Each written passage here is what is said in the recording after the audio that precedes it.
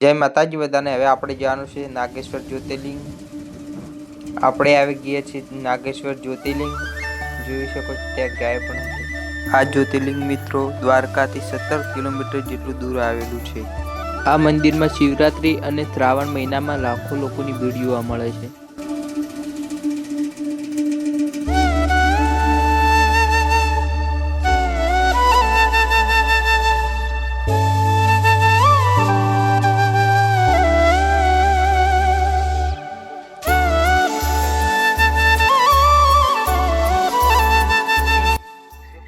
जय माताजी मित्रों, આપણે આવી ગયા છીએ નાગેશ્વર જ્યોતિર્લિંગ।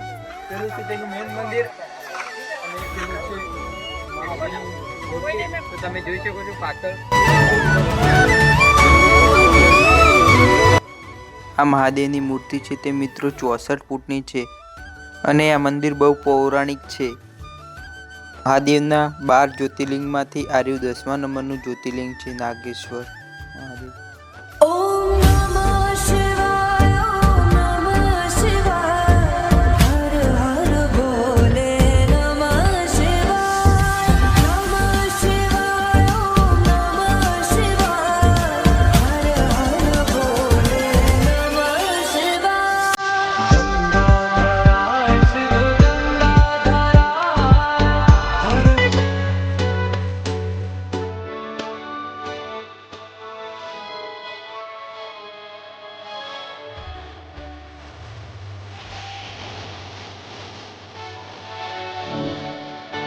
મિત્રો હવે અમે જઈ રહ્યા છીએ બેટ દ્વારકા। તમે અમારી સાથે જોડાયેલા રહેજો, તમને બતાવીશું બેટ દ્વારકા। હવે નીકળી ગયા હતા બેટ દ્વારકા જવા માટે। સુદર્શન સેતુ બ્રિજ બની જવાના કારણે આ બધી બોટો પડી રહી છે। પહેલા પાણીની અંદરથી બોટમાં બેસીને જવાનું હતું, પણ બ્રિજ બની જવાના કારણે આ બધાના ધંધા સ્ટોપ થઈ ગયા છે, એટલે આ બધી બોટો પડી છે પાણીની અંદર।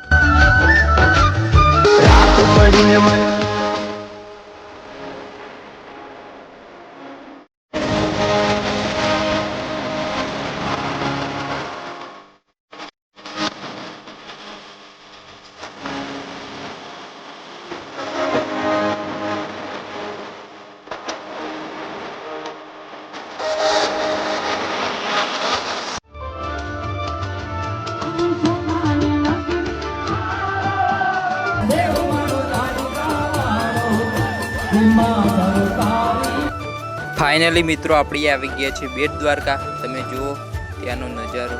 ચાલો આપણે જઈએ હવે દર્શન કરવા। તમે જોઈ શકો છો ત્યાં કેટલી બધી પબ્લિક જોવા મળે છે।